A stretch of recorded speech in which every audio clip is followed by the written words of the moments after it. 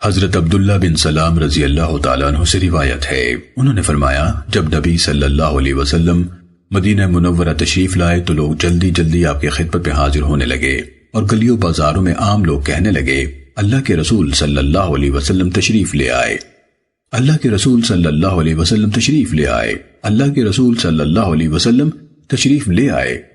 3 بار کہا۔ میں بھی ان لوگوں کے ساتھ زیارت کے لیے حاضر ہوا۔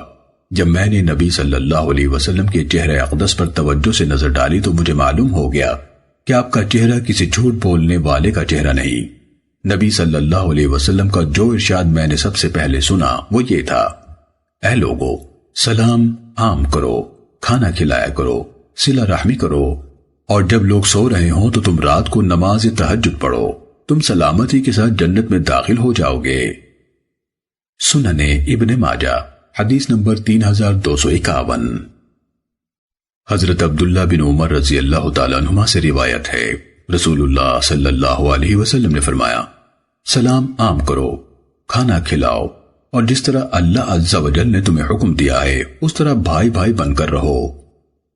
سنن ابن ماجہ حدیث نمبر 3252۔ حضرت عبداللہ بن عمر رضی اللہ تعالیٰ عنہما سے روایت ہے، ایک آدمی نے رسول اللہ صلی اللہ علیہ وسلم سے سوال کیا، اے اللہ کے رسول، اسلام کا کون سا عمل بہتر ہے؟ نبی صلی اللہ علیہ وسلم نے فرمایا، یہ کہ تو کھانا کھلائے اور جسے تو جانتا ہے اسے بھی سلام کرے اور جسے تو نہیں جانتا اسے بھی سلام کرے۔